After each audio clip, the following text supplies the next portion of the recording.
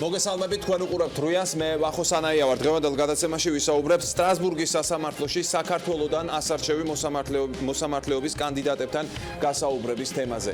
ამ პროცესმა წარმოშვა რამდენიმე დაპირისპირება, მათ შორის ერთი იყო საკონსტიტუციო სასამართლოს თავმჯდომარესა და იუსტიციის მინისტრს შორის და მეორე საკითხი, რომელიც ეხება ევა გოცირიძეს და მასთან, ესე იგი, გასაუბრებას მას დაბალი შეფასება დაუწერეს ადვოკატთა ასოციაციის თავმჯდომარემ ზაზა ხატიაშვილმა და ასევე ახალგაზრდა იურისტთა ასოციაციის თავმჯდომარემ ანა ნაცვლიშვილმა და ევა გოცირიძემ ასეთი რამ განაცხადა გასაუბრების დროს საიას თავმჯდომარემ და ადვოკატთა ასოციაციის თავმჯდომარემ აჩვენეს არაობიექტურობის წვერვალი. მოდით თავდაპირველად მოვისმინოთ პირველ ეპიზოდზე წულუკიანისა და საკონსტიტუციო სასამართლოს თავმჯდომარის კომენტარები და შემდეგ განვაგრძობთ თემას. ამ შემთხვევაში შეიქმნა თავრობის დადგენილები თავიდანვე საერთო ესე ვთქვათ ბრძანება, რომლის მიხედვით ერთი ნორმაც არ არის, მაგალითად ინტერესთა კონფლიქტის შესახებ. მაგალითად, ჩემ ბიძაშვილი არ ვიღაც შვილია დედა რო გამოსულიყო, კომისიის წევრ თავისუფლად შეიძლება ნიშანი დაეწო. ასევე დააკონო უმრავლესად ხელისუფლების წარმომადგენლების მიერ და თავიდანვე რა თქმა უნდა, ბევრი ეჭვის ნიშანი იყო, საერთოდ ღირდა თუ არა მგლის ხახაში მისვლა, ასე ვთქვათ და უნაწილოს მიღება. მაგრამ მე მაინც იმედი დავიტოვე, რომ ადამიანებს შეიძლება შინაგანი პატრიოტიზმი ქონოდათ დარჩენილი და მონაწილეობა მიიღეთ დამამტკიცებინე ყველასაც, რომ ჩვენს ქვეყანას შესაძლებელი ობიექტურად კომისიაზე ადამიანი გავიდეს და დაამტკიცოს, სხვას არავის არ ვაყერებ ჭრილს, ყველა ალბათ ერთეული მონაწილე არის, დაამტკიცოს ის, რომ შესაძლებელი ობიექტურ პირობებში თავის ცოდნა და გამოცდილებით გავიდეს. ბატონი გიორგი პაპუაშვილი ისე შეწუხდა გუშინდელი მარცხით, რომ უკვე მოლანდებები აქვს. მე მას დაუწერე დაბალი ქულა, ამიტომ არ გამიკვირდება, რომ მან მოიგონოს ახალ-ახალი ამბები და საზოგადოებას მოუყვეს ზღაპრებს. ეს მისი უფლებაა. მე მესმის, რომ მას მალე უმთავრდება მანდატი საკონსტიტუციო სასამართლოში, მე მესმის, რომ მას ძალიან უნდა იყოს სტრასბურგში მოსამართლე, მაგრამ მე რომც არ დამეწერა მისთვის დაბალი ქულა, კომისიის ყველა წევრმა ერთის გამოკლებით მას დაუწერა ძალიან დაბალი ქულა. ახლა შემდეგი ეპიზოდი ეს ეხება ევა გოცირიძეს, მოვისმინოთ ანა ნაცვლიშვილისა და ზაზა ხატიაშვილის კომენტარები. ამარცხინო ფაქტი მოხდა ის, რომ ევა გოცირიძე, რომელზეც უმრავლესობა ამბობდა, რომ ისინი ვერ ერევიან საბჭოს გადაწყვეტილებაში და ევა მურუსიძეს ვეძახი, ევა გოცირიძე მიიღო ისეთი გადაწყვეტილება, მან დამოუკიდებელი გადაწყვეტილება მიიღო. უბრალოდ საქართველოს ხელისუფლებამ ჩამაგდო ძალიან ცუდ მდგომარეობაში, რომ ევროსაბჭოში გამხადა იძულებულო ჩავიდე და იქ ჩავატარო აქციები. თუ ევა გოცირიძე მოხვდა იმ სამ კანდიდატში, რომელსაც წარადგენენ. ევა გოცირიძე არის მეხუთე ადგილზე, პირველ სამ ადგილზე არიან საკმაოდ სერიოზული ხალხი და აქედან გამომდინარე ევა გოცირიძე თუ წარადგენს ხელისუფლება გამოდის, რომ მურუსიძემ და ხელისუფლებამ და გოცირიძემ ერთ და იგივე თამაში ითამაშა. ჩემთვის სრულად მოულოდნელი იყო ის შეფასებები, რომელიც კომისიის წევრებისგან მიიღო ქალბატონმა გოცირიძემ. კომისიის წევრთა ძალიან დიდმა ნაწილმა, აბსოლუტურმა უმრავლესობამ მას მისცა უმაღლესი და ძალიან მაღალი შეფასებები. ამით ის არგუმენტი, რომ ხელისუფლება არ ერეოდა, ვერ ერეოდა საბჭოს მიერ განხორციელებულ მოქმედებებში არის აბსოლუტურად გაბათილებული და იმ ადამიანებმა, ვინც ქალბატონ გოცირიძეს დაუწერეს უმაღლესი შეფასებები, გაიზიარეს სრულად ის პასუხისმგებლობა, რომელიც მას აქვს საბჭოში მიმდინარე არაკანონიერი, არასამართლიანი, გაუმჭვირვალი და დაუსაბუთებელი მოქმედების გამო და სასამართლო სისტემაში შექმნილი კრიზისის გამო. აი ასეთი განცხადებები კეთდებოდა დღეს ევა გოცირიძე და ზაზა ხატიაშვილი ჩვენი სტუდიის სტუმრები არიან. მოგესალმებით. დიდი მადლობა გადაცემაში სტუმრობისთვის. ქალბატონ ევა, თქვენს გააკეთეთ განცხადება, რომელსაც ახლა კიდევ ერთხელ გავაცნობ ჩვენ საზოგადოებას, რომ გასაუბრების დროს საიას თავმჯდომარემ და ადვოკატთა ასოციაციის თავმჯდომარემ აჩვენეს არაობიექტურობის მწვერვალი. აი, მოდით ამ განცხადებაზე საუბრით დავიწყოთ, რაში მდგომარეობდა არაობიექტურობა? არაობიექტურობა მდგომარეობდა იმაში, რომ ის კითხვები, რომელიც ჩემს წინაშე იყო დასმული გასაუბრების დროს და ის პასუხები, რომელიც მე გავეცი, იყო საკმაოდ მაღალი ხარისხის, რომელიც საშუალებას აძლევდა კომისიის წევრებს, რომ ჩემი ასე ვთქვათ პროფესიონალიზმის დონე შეეფასებინათ მაღალ დონეზე. აქ არ ვსაუბრობ მარტო იმაზე, ვთქვათ მე რა გამიკეთებია აქამდე ჩემს სამეცნიერო მოღვაწეობაზე, ჩემს სადოქტორო დისერტაციაზე, ჩემს სტატიებზე, რომელთა რაოდენობა ასაღემატება და ძალიან ბევრ სამეცნიერო მუშაობაზე, მე ვსაუბრობ თუნდაც მხოლოდ და მხოლოდ გასაუბრების პროცესზე. მე აბსოლუტურად ყველა კითხვას გავეცი სწორი პასუხი და რაც მთავარია, მე მომეცა იქ ცოდნის გამოვლენის შესაძლებლობა. მე გასაუბრებიდან დავუბრუნდი ძალიან კმაყოფილი და ვფიქრობდი, მე ყველასგან მაღალ შეფასებას არ ველოდებოდი, მათ შორის ბატონ ზაზასგან და ქალბატონ ანასგან, მაგრამ მე ვერ წარმოვიდგენდი თუ ისინი იკადრებდნენ და დამიწერდნენ ასეთ დაბალ შეფასებას. თუ ჩემი არ გჯერათ ჩემი სიტყვების სიმართლისა, ძალიან კარგია ის, რომ ეს გასაუბრების ჩანაწერი არსებობს, ნებისმიერ დაინტერესებულ პირს შეუძლია მოისმინოს, თუ მე რა პასუხები გავეცი და ვისი შეფასებები არის ობიექტური. ჩემი პასუხები რას იმსახურებდა? კარგ ან უმაღლეს შეფასებას თუ ისეთ შეფასებას, რომელიც შეესაბამება ნულიანსთან ერთად. დაგიბრუნდებით ბატონ ზაზას დაუსვამ შეკითხვას. ბატონ ზაზა, რის მიხედვით დაწერეთ ეს დაბალი კულა? იმის გამო, რომ ქალბატონ ევას აქვს მიცემული ხმა მურუსიძისთვის თავის დროზე, თუ ქალბატონი ევას ცოდნაც იწვევს კითხვის ნიშნებს თქვენში? მე მინდა მოგესალმოთ. მე ვფიქრობ, რომ ერთ-ერთი კომისიის წევრი ვიყავი, ვინც ძალიან ობიექტურად შეაფასა ყველა კონკურსანტი, მათ შორის ქალბატონი გოცირიძე. მე რომ ქალბატონ ევა გოცირიძის დამეწერა მარტო დაბალი კულა, მაშინ იქნებოდა ეს მიკერძოება მე ყველა იმ ადამიანს, რომელსაც ჩაუწერ იქ, რომ ჩემი შეხედულებით არაკმაყოფილების კანდიდატის მაღალ მორალურ სტატუსს, აქედან გამომდინარე მე შევაფასე სამი კანდიდატი ქალბატონ ერვა თქვენ საკონსტიტუციო სასამართლოს თავმჯდომარე პაპუაშვილი და გირგულიანის სასამართლოზე მოსამართლედ გამწესებული ბატონი ადეიშვილი. აქედან გამომდინარე თქვენ ქალბატონევა დამეთანხმება, ქალბატონევა წაკითხული იქნება პრემიერ-მინისტრის დადგენილება, როცა შეექმნა სამთავრობო კომისია და ის კრიტერიუმები, რა კრიტერიუმებსაც უნდა აკმაყოფილებს კანდიდატი. იქ არის ჩამოთვლილი, რომ ენის ცოდნა უნდა კონდეს მაღალ დონეზე ქალბატონევა და წერია ერთ-ერთ ქვეპუნქტად, რომ უნდა კონდეს მაღალი ზნეობრივი და მორალური რეპუტაცია. ხო გახსოვთ ეს? აქედან გამომდინარე პირდაპირ დადგენილება გვეუბნება ამას. თქვენ ასევე ბევრი ნაშრომი გაქვთ დაწერილი და ვიცი, რომ იცით, რომ სტრასბურგის სასამართლოში როგორც ევროსაბჭოს ასამბლეაზე გადის მოსამართლეობის კანდიდატი, თქვენ იცით, რომ ერთ-ერთ პორტუგალის მაგალითზე, მაგალითად უკარო დაუბრუნეს, ალბათ ეგ ფაქტი იცით, როდესაც მოსამართლე არ აკმაყოფილებდა მორალურ და ზნეობრივ სტანდარტებს. აქედან გამომდინარე, ქალბატონო ევა პირდაპირ ევროსაბჭოს ასამბლეა ეს ჩემზე კარგად იცით, ვიცით მე, იმიტომ ნაშრომები გაქვთ დაწერილი, მითითებულია, რომ კანდიდატს უნდა ჰქონდეს მაღალი ზნეობრივი და მორალური რეპუტაცია. მაღალი. მე მაგალითად ქალბატონო ევა, ნახა ვერ უარყოფთ, რომ ჩვენ ძალიან ნორმალური ურთიერთობა გვქონდა ერთმანეთთან, სანამ თქვენ არ მიეცით ხმა სამოქალაქო საზოგადოების მტერს ჩემი შეფასებით ლევან მურუსიძეს. კაცი რომელიც იყო სააკაშვილის რეჟიმის ერთ-ერთი საყრდენი, კაცი რომელიც იყო გირგულიანის მოსამართლე, კაცი რომელიც იყო მიქიაშვილის მოსამართლე.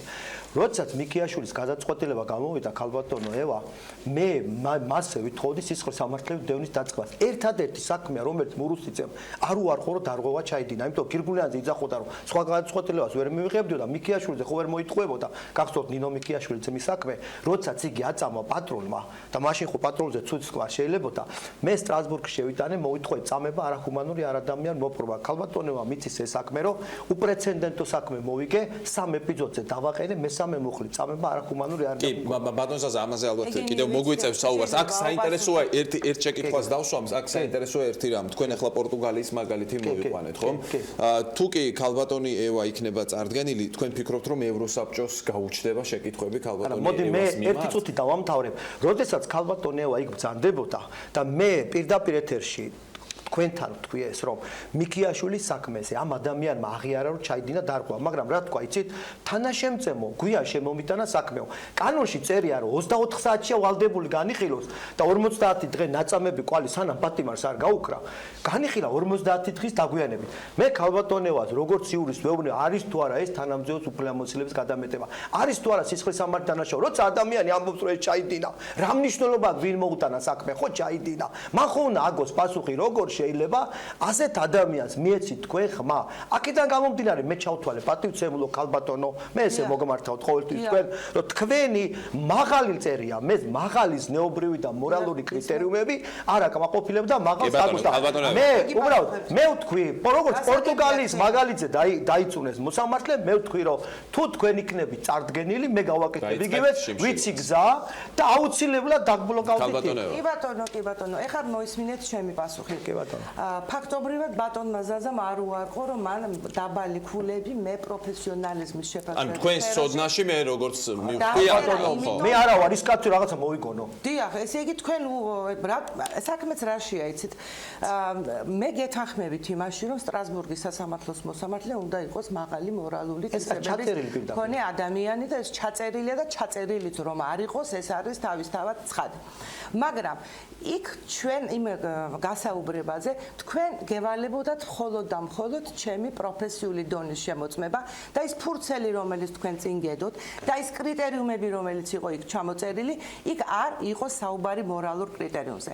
იქ იყო საუბარი საქართველოს კანონმდებლობის ცოდნა უნდა შეგეფასებინათ, კონვენციის სამართლის ცოდნა, კონვენციის სამართალთან ქართული კანონმდებლობის შესაბამისობა და ჩემი სხვა უნარები, როგორიცაა პრეზენტაციის უნარი, ლაკონურად და გასაუბრება არ ითვალისწინებდა მორალურ კრიტერიუმებზე მსჯელობას.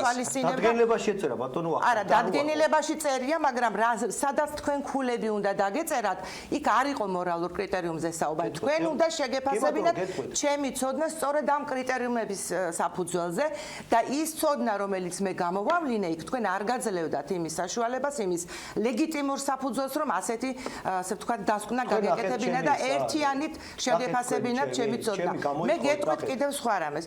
თქვენ თუ ეთანხმებით იმას, რომ ის გამოცდები, რომელიც ტარდება ადვოკატთა ასოციაციაში, არის სამართლიანი. ხომ არის სამართლიანი? ქალბატონო არის თუ არა სამართლიანი? ალბათ ვერ უარყოფთ, რომ გამოცდები, რომელიც ტარდება სამართლიანი ადვოკატთა ასოციაციაში არის სამართლიანი. აგერ მე გაჩვენებთ რამდენიმე წლის წინ ადვოკატთა ასოციაციაში ჩაბარებულ გამოცდას, სადაც მე მიღებული მაქვს 98 ქულა 100-დან. ეს რომელი წელია? ეს არის 2010 წელი. მე თქვენ გეკითხებით, შეიძლება თუ არა ადამიანს, რომელსაც შეუძლია ასეთი შედეგი აჩვენოს, გაუნულდეს ცოდნა რამდენიმე წელიწადში. მე როგორც მასწავლის ბავშვობაში ცოდნა ისეთი რამეა, რომელიც მუდამ ჩვენთან იმყოფება, ასე ვთქვათ. კი ბატონო, ეს ნიშნები, რომელიც თქვენ დამიწერეთ ბატონო ზადა, მე ჩემ ცოდნას კი ვერ წამართმეს. ეს იყო თქვენი ლუსტრაცია, ეს თქვენი დამოკიდებულება. თქვენი დამოკიდებულება, რომელიც გამოავლინეთ ჩემს მიმართ, მარტო ამით რომ გამოვლენილიყო და ამ თვალსაზრისით ძალიან საინტერესოა ჩემი მორალის დაწუნება. თქვენ არა მარტო არაობიექტურად შეაფასეთ ჩემი, ესე ვთქვათ, პროფესიონალიზმის დონე. დიახ, მაყურებელმა განსაჯოს და ძალიან კარგი იქნება, თუ ეს ჩანაწერი გამოქვეყნდება და მაყურებელი მართლაც შეაფასებს ვისი შეფასება იყო სამართლიანი. ამას რაც შეეხება რომ უთხრათ ჩვენს მაყურებელს რომ მიღებული გაქვთ გამოცდაზე 98 ქულა. დიახ. იმედია რომ არა პროტესტები. არა, ქალბატონო ევა, მე რაც მითქვა. გეტყვით, ქალბატონო. ქალბატონო ევა, თქვენ ხო მეთანხმებით რომ რუსიძე მაღიარა მიქიაშვილზე ის დაგვა. ერთი წუთით დავამთავროთ ერთი წუთით მიქიაშვილზე საუბარი, მე არ გაურბივარ არც ერთ თემას. მხოლოდ რა მინდა ვთქვა. ესე იგი ზუსტად 2 თვეა თუ მეტი ბატონი ზაზა ხატიაშვილი ახორციელებს ცილისწამებას ჩემს მიმართ, ლანძღვას, გინებას და ცილისწამებას. მე არავის არ უშლი აზრის გამოხატვას, არავის არ უშლი კრიტიკული შეხედულების გამოხატვას, არავის არ უშლი რომ დაიწუნოს ჩემი გადაწყვეტილება, რომელიც მე მივიღე, მაგრამ ერთი არის ამ აზრის დაფიქსირება, მეორე არის შეურაცხყოფა და მესამე გახლავთ ცილისწამება. მე ამოვიწერე საგანგებო ცილისწამებათა ნუსხა, რომელიც თქვენ გაავრცელეთ ბატონო ზაზა და თქვენ იცით რომ ის ბრალდებები, რომელიც მე წავმიყენეთ, იმ ხავსადაც არ გამოგადგებათ, რომელსაც შეიძლება ჩაეჭიდოთ. თქვენ ჩემთან ვერ იპოვნით, ვერც არაკომპეტენტურობას, ვერც ნეპოტიზმს, ვერც კორუფციას და ვერაფერს. სულ არქეოლოგიური გათხრები, როგორ არა ესეც ბრძანეთ, რომ თურმე მე საახალწლო პრემია ერთი თვის ხელფასის ოდენობით იმიტომ ავიღე, რომ ხელისუფლებასთან ვიყავი გარიგებული და მორუსიძისა. ეს ნამდვილად სამარცხვინოა. არ გეკადრებათ, ნამდვილად მე ნამდვილად არ გეკადრებათ დავასაბუთებ. 5 თუ 6 ცილის წამება განახორციელეთ ჩემ წინააღმდეგ, რომელიც ყველა იყო უნიადაგო.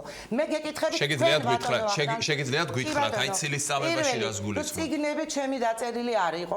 ეს მე სიმართლე გითხრათ, კომპლიმენტად მივიღე. ეს კავკასიის ეთერში ბრძანა და სხვათა შორის მანამდე, სანამ მე მურუსიძეს მხარს დაუჭერდი. ეს დაემთხვა იმ პერიოდს, როდესაც მე საჯაროდ გავაკრიტიკე მოსამართლეების ლანძღვა. აი იმ პერიოდს უკავშირდება და არა მურუსიძის მხარდაჭერას. ბატონო რუსთავიორთან გაკავშირებით.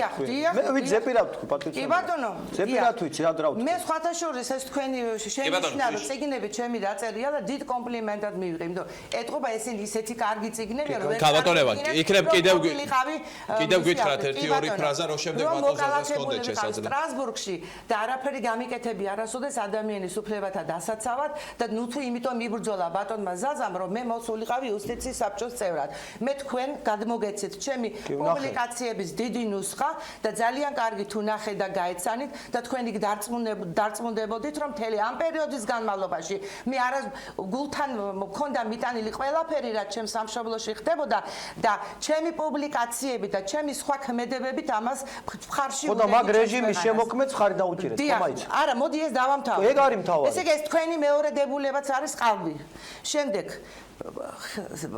პრემია ერთთვის პრემია რომელიც თურმე ერთთვის პრემიის სანაცვლოდ შეიძლება ადამიანმა არა ქალბატონო მე თქვი 152.000 აიღეს 5 წევრმა მეთქი 152.000 არა ეს რას ნიშნავს ხელფასი არ ავიღო არა პრემია ქალბატონო რას ნიშნავს პრემია მე დავსხო ჩვენ რა პრემია ბატონო ზაზა პრემია ბურუსიცემ გამოგიწერათ 152.000 როგორ გეკადრებათ ბატონო ზაზა 5 კაც გამოგიწერათ პრემია 152 გეკადრებათ ბატონო ზაზა ჩვენ ვიღებთ იმდენ ხელფასს რამდენსაც იღებს უზენა უკაცრავ სააპელაციო არა გაქვს პრემია 152.000 არა მოსამართლე წევრი 152.000 რას ლაპარაკობ გამოაქვეყნე და მურუსიცემ დაადასტურა არა ბატონო ჩემო ჩვენ ვიღებთ კვარტალში ერთი თვის ხელფას პრემიას მეც არაფერს და არასდროს ერთი კაპიკი მეტი არ ამიღია ეგეთი არაფერი კორუფციული ნიშნებია რამე აქ ინფორმაციის არაზუსტი ინფორმაციის არ გეკადრებათ ბატონო თქვენ არ აგიგიათ 5 კაც 152.000 პრემია აბა თქვენი რამდენიც მეკუთვნოდა რანაირად გეკუთვნოდა ჩვენ გვეკუთვნის კვარტალში ერთი პრემია და ვიღებთ ამას.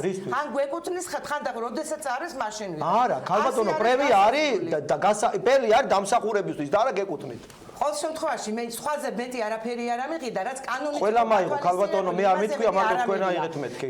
მით უმეტეს ავიღე თუ არ ავიღე ბატონო ზაზა ამის მიბრძოლა. აიღე. არ ამიღია. 152.000 აიღე. მურუსიცემ დაადასტურა გავეციო ეს რას ნიშნავს? თქვა მე ყველაფერზე უნდა გავცე პასუხი. გეტყვით, მაგრამ ეს არის ცილის წამება. რაიმე ერთი კაპიკი ავიღე იმისაც რომ რაიმე გადაწყვეტილება მიიღო. ეს არის არასწორი, ეს არის დეზინფორმაცია ბატონო ზაზა. მურუსიცემ და თუ კი პრემია იყო ქალბატონმა ევამ რა იყო ამაში კორუფცია. არა, მე რა მაინტერესებს ქალბატონმა ევა თუ ადასტურებს რომ მურუსიძემ ბრძანა, რომ მიქიაშვილთან არა, მიქიაშვილთან არიცით? მოიცა და დავანებო თავი რა. რატო, ბაცო, რატო? მაგაზე კაცმა სისხლის სამართლის დანაშაული ჩავიდინო და ხმა მიეცი, ამაზე მე რა არის? ჩვენ სასაუბროთ, ჩვენ იმაზე მე ის მინდა საზოგადოებრივ. არა, რატო მიეცით ხმა? რატო მიეცით? ეგ სხვა თემა და გეტყვით ათეჯერ თქვი. მე მინდა უბრალოდ საზოგადოებრივ გავხადოთ. არა, უპასუხებ რა, ხო ჩვენ უსამართლო შეფასებები ჩვენ გირგვლიანთან დაკავშირებით მიქიაშვილთან დაკავშირებით ჩვენი შევეხებით ერთი წუთი ეხლა მე გავცემ თქვენ გითხრათ არასწორად შეამახა ხო შევაფასე არასწორად გაქცევთ მე ამასთანავე უამრავი ცილის ბატონო ზაზას ვაპასუხებ ეს ამის ფონზე ჩვენ არა გაქვთ უფლება მე ამორალური ადამიანი მიწოდო ადამიანი დიახ ადამიანი რომელიც 6 ცილის წამებას ახორციელებს ადამიანის მიმართ აი ამ ცნობის მე ნულიდან დავწერს ის აი მან არ შეიძლება ვინმე თქვენ ეთიკულად დაგიწერეთ რაში აფასეთ იმ გასაუბრებას ბატონსასა რაში აფასეთ იმ გასაუბრებას ესე იგი ქალბატონი ევა ამბობს რომ გასაუბრება ითვალისწინებდა მისი ცოდნის შეფასებას რაში დაუწერეთ დაბალი დიახ ქალბატონმა იუსტიციის მინისტრმა ერთ-ერთ პროფესორ წევრს ძალიან ჭკვიან ადამიანს, რომელსაც აქ ყველაზე მეტი ციგნი საქართველოში დაწერილი ამსა დაუწერა 0.5 და ჩაწერა ერთ-ერთ წევრზე. მისი მორალური და ზნეობრივი კრიტერიუმი არ აკმაყოფილებს ამ გასაუბრებას. ამ გასაუბრებას. კიდე ასევე ერთი ქულა დაუწერეთ სხვადასხვა ნული ქულა დაუწერეთ პროფესორებს, რომლებსაც ჩათვალეს, რომ მათი ცოდნა თქვენ თავზე აგეთ. კაცო მომისმინე. ბატონო ზაზა. კაბატონო დამაცხი. თქვენ თავზე აგეთ. არა, ჩემ თავზე ვაგებ. ყველა მესე დაუწერეთ მეთქი. ჩვენთვის თავარი რა იყო? რაც შეეხება ქალბატონია რადგან ვაგზავნებს. მე მურუსიძეს დაუჭირე მხარი, ამიტომ ჩემი ცოდნა ნულის ტოლია. ამას გეტყვით, ხო მართლა. ამის თქმას აპირებს თქვენ? კი ბატონო. ამის კი თქმას ბატონო, აპირებს? კი ბატონო. ნული არ იყო ქალბატონევა, ნულზე მინუსი. მე შევწყვი. შევწდირო ერთი ქულა დაგიწერე, მინული უნდა დამეწერა. სირცხვილია. მაცადეთ, კაცო, რატო დაგიწერეთ? არ გაინტერესებს? სირცხვილია. მე როდესაც თქვენ მოგზავნით პატივცემულ, მე პატივცემულ ევას მიმართავ მაინც ესე, იმიტომ რომ ქალბატონი ბრძანდება, როცა თქვენ მობრძანდით ქალბატონო ევა, მე ხო ეს საკითხი დაგისვით. ქალბატონო ევა, თქვენ მაესტროს ეთერში განაცხადეთ, რომ ალბათ არ უარყოფთ, რომ თქვენ მურუსიძეს იცოდით, რომ მას ჰქონდა არასახარბიელო რეპუტაცია, ხო ბრძანეთ? კი ბატონო და მაინც მე მხარი მივეციო, იმიტომ რომ მივიღე კომპრომისული გადაწყვეტილება წავედი. ხო, ხვადასტურებ. მე ქალბატონო ევა, როდესაც თქვენ გაბრძანდით კომისიის ხტომაზე დავსვი საკითხი. ქალბატონი ევა გოცირიძე, რომელიც ბრძანებს, რომ მიიღო კომპრომისული გადაწყვეტილება. ყველა წევრს მივმართე, იმიტომ გავემიჩნე. მოდის ჩვენთან და იცახით, რომ ის შეიძლება წავიდეს კომპრომისზე, ვეუბნები. როდესაც ერთ-ერთი მთავარი დადგენილების ნაწილი უნდა კონდეს კანდიდატს მაღალი ზნეობრივი და მორალური პასუხისმგებლობა და კრიტერიუმები, მე ვეუბნები კომისიის წევრებს. ხალხო, როცა ადამიანი იძახის, რომ კომპრომისზე წავიდა, შეიძლება ის კანდიდატი იყოს, აი ეს იყო. მეორე, არა, გეტყვით. მეორე, ასევე როცა თქვენ მე კითხვა დაგისვით, მიქიაშვილთან მიმართებაში თქვენ ბრძანეთ, კი ბატონო, მურუსიძემ ეს ბრძანაო, მაგრამ მურუსიძემ განაცხადაო, იმიტომ ჩავიდინე დარღვევაო, რომ თანაშემწემო დაგვიანებით შეუმიტანაო. ესეც ხო იყო ქალბატონო. აქედან გამომდინარე, თქვენ დაადასტურეთ ორი რაღაცა, რაც მე დაგიშვით უარყოფითი პასუხი. ასევე ქალბატონოევა, სახალხო დამცველმა, თქვენ როგორც ვიცით, 2.5 ქულა დაგიწერა თქვენი პასუხებიდან გამომდინარე.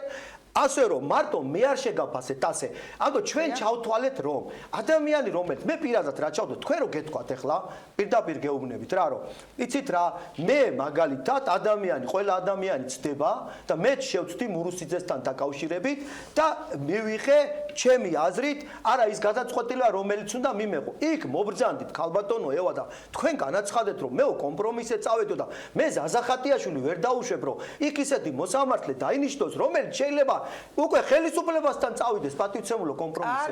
გასაგებია ერთი საკითხი კი ბატონო, მოდი ჩვენ გვიყურებს მაყურებელი რომელსაც პასუხები უნდა რაღაცაზე. თქვენ ქალბატონი ევას პროფესიულ ცოდნაში ეჭვი არ გეპარებათ, როგორც მივხვდი.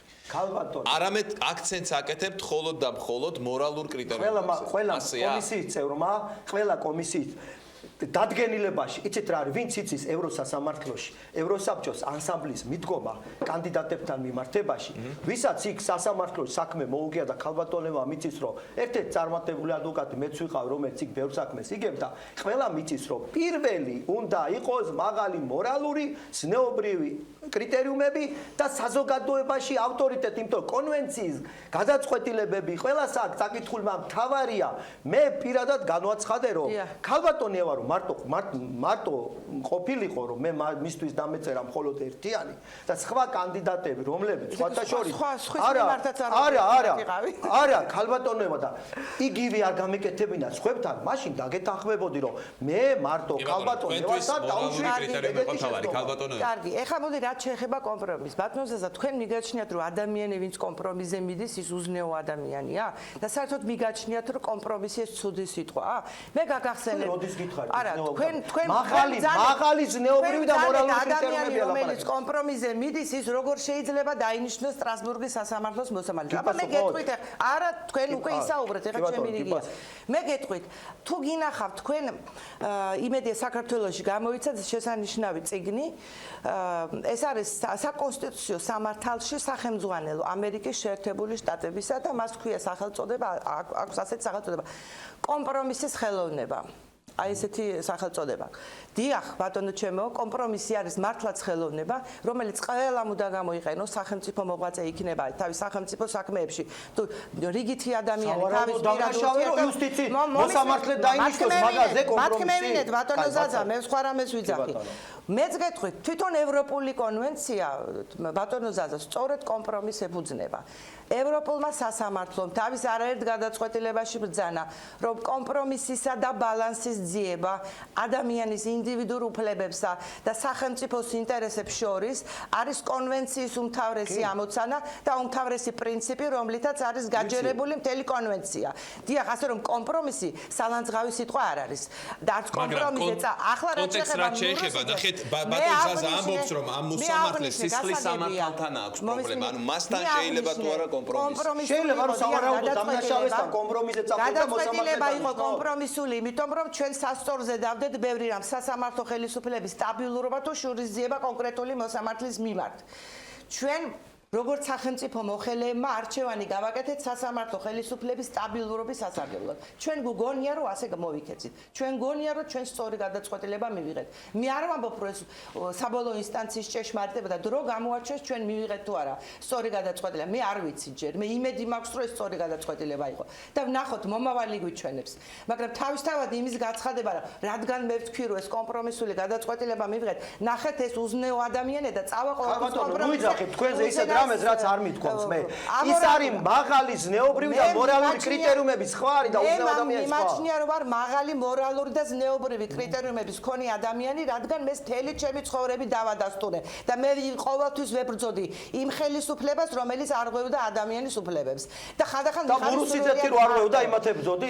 ხო, მურუსიძე იყო თუ რა იყო, მაგას არ აქვს მნიშვნელობა. როგორ არ აქვს მნიშვნელობა? იცით რა ბატონო ზაზა, მურუსიძე არის არასწორად ამომირჩიეთ მე მტრად რა, უბრალოდ აი ეს არ ამოგირჩიე რა დამომირჩიეთ რაღაც იდეები რომელიც ალბათ გულწრფელად გაწუხებთ მიგაჩნიოთ რომ მე ვარ ამ ესე ვთქვათ მტერი რომელსაც უნდა ებრძოლოთ რომ თქვენს ბიზნესს მიაღწიოთ არა როგორ გეკადრება ცდებით გულწრფელად 10 ადამიანი რო ყოფილით ხალბატონოვა ერთ წუთით იქ იყო თამარ ალანია კანდიდატი ხო დიახ თამარ ალანიაზე მე მივწერე კომისიას და ვითხოვდი მის ჩამოშორებას და თამარ ალანიასთანაც მქონდა იგივე პრეტენზიები ქალბატონოება ყველა 10-ვე წევრთან მქონდა პრეტენზიები ქალბატონოება და მივმართე პროკურატურას მაგრამ თქვენ მოგინდათ მარტო ევროსასამართლოში მოსამართლეობა ამ გადაწყვეტილების შემდეგ და თქვენ იყავით იქ და ბატონო ზაზა თქვენთვის ამ მორალურ კრიტერიუმს თუ ასეთი მნიშვნელობა აქვს მე გამახსენდა ეხლა ერთი ფაქტი იყო არის ერთი ადვოკატი ადვოკატთა ასოციაციის წევრი რომელსაც სტრასბურგის სასამართლომ აუკრძალა საერთოდ ამ მის საქმეებში მონაწილეობა მე ახლა მის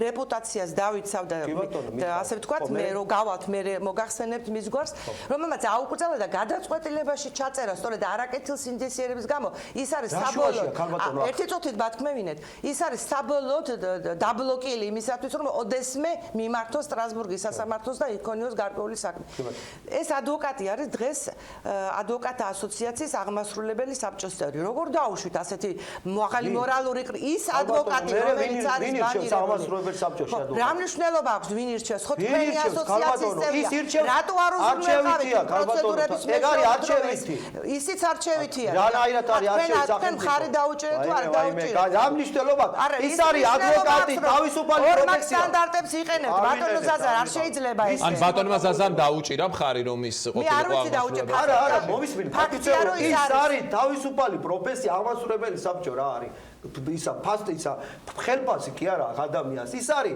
აღმასრულებელი საბჭოში ირჩევენ ადვოკატი დავით არა აქ ლაპარაკია მიდგომაზე არა მიდგომაზე ხო მაგრამ თქვენი ხმა ქონდა თუ არა იმ ადვოკატს ერთი წუთი ჩემი ხმა აქ ყველა ადვოკატს მათ შორის მათაც ქალბატონევა რო იყო ადვოკატთა ასოციაციის წევრი მასაც რო პრობლემა ყველა ადვოკატს ვიცავ მე მაგრამ აქ ლაპარაკია პატივცემულებო არა თავისუფალ პროფესიაზე არამედ მოსამართლის მაღალ სტატუსზე რომელსაც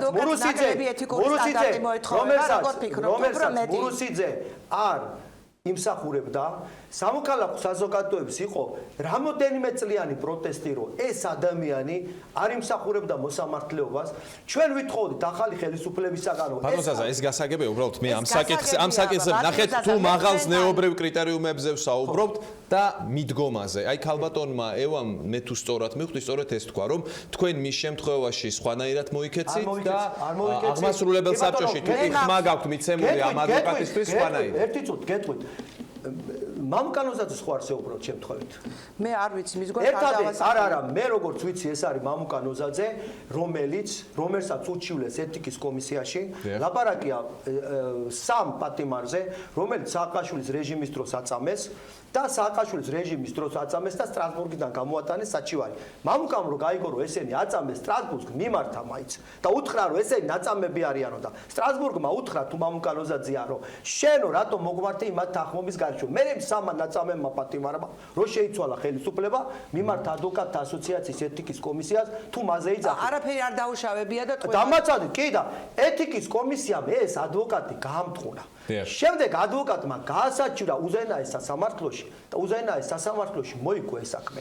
აქედან გამომდინარე თუ მამუკანოზაძეზეა ლაპარაკი იმ ადამიან ის არის ძალიან ღირსეული ადამიანი რომელმაც ძალიან მომისმინე იცი რატო იცი არა იმდენად ღირსეული ადამიანია რომ ნაწამებ პატიმრებმა რო უთხრეს რომ არ გაუშვა სტრასბურგშიო დაინახა რომ ნაწამები იყვნენ მაინც გაუშვა და მოიგო ის საქმე და ის სამივე კაცი გამოუშვა იმიტომაც ის არის ძალიან ღირსეული თუ მამუკანოზაძეზეა მე არ ვიცი თუ მამუკანოზაძეზეა ის არის ძალიან ღირსეული თუ სხვაზე არის გასაგებ ქალბატონებო ფიქრობთ თუ არა რომ თქვენ მოგეჭრათ გზა სტრასბურგისკენ მე არ ფიქრობ რომ მომეჭრა გზა სტრასბურგისკენ აბა მეხუთე ადგილზე ვწამდები და რანაირ წარგაშენებს იმედი მაქვს რომ საღადმოაზროვნე ადამიანები ამ ქვეყანაში ჯერ კიდევ არიან სამი კანდიდატი ინარჩუნებს ყველაზე დიდ ჩანსს ხო ამ შემთხვევაში თქვენ მეხუთე ადგილზე ხართ ანუ ისი იმედი გაქვთ მე მეხუთე ადგილზე ვარ იმიტომ რომ ბატონმა ზაზამ და ქალბატონმა ანამ მართლაც რომ უსამართლოდ შემაფასეს ბატონ ზაზა ქალბატონ ევას არ აქვს თქვენი აზრით ჩანსი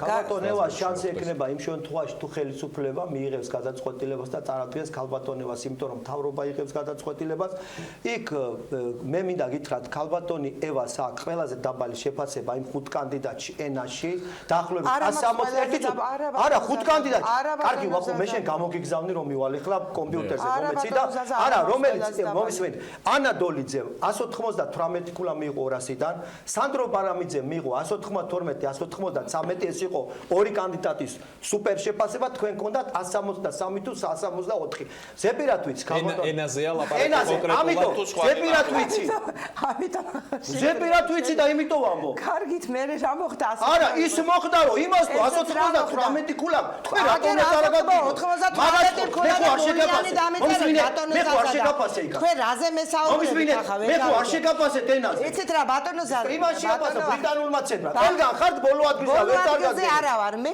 გადავაჭარბე ერთი დონით იმ ქალბატონო ევა იმ კანდიდატებში ხართ ბოლო ადგილზე არა ვარ ბოლო დონით ზოგი არის ჩემ გაწევები 198-ია იმას რა ქვია ანადოლიძეს 193-ია პარამიდე ხანთებაზე საუბარიც კი იმიტომ არა აი მე აქ მე ვცდილობ გავარკვიოთ თქვენი შანსები არა შანსი ვახა გამორიცხულია თუ ხელისუფლება მამიო გადაწყვეტილება შანსი არა კი ბატონო ქალბატონო მახსენდება აი ამ ვითარებებს რო ვუყურებ მახსენდება ერთი შესანიშნავი გამონათქვამი დემოკრატიის ნაკლოვანებების შესახებ დემოკრატიის ერთ-ერთი ნაკლი ის არის რომ ხმებს ითვლიან და არ წონიანო აი ნამდვილად ასეა ქალბატონო ევა ეხლა მე ვიტყვები რომ ისა ანადოლიძე 198 მიიღო და 163 მე არ ვიცი ვინ რამდენი მიიღო არა ჩვენ გამოგიგზავნეთ კომისიის წევრები თუ არ ყოფ ამას იცით რა მე გამომიგზავნეთ კომისიის წევრები ბრიტანულს იმიტომ არა ვახო სანაიამ დასვა კითხვა რომ შანსი აქვს და მე ვეუბნები რომ იქაც მეხუთე ადგილზეა ქალბატონი ევა ამ ხუთეულში და იქაც მეხუთე და თუ იმ შემთხვევაში აქვს შანსი ამბობთ თქვენ თუ პოლიტიკური გადაწყვეტილება იქნა მიღებული შესაძლებლად ბინადარი მიიღეს პოლიტიკურ გადაწყვეტილებას ჩემი შეფასებით წმინდა ინკვიზიციას რომელიც ბატონმა ზაზამ მომიწყო იქნებ რაიმე შანსი მქონდეს ბატონ ზაზას უმაღლესი ინსტანციის ჭეშმარიტების პრეტენზია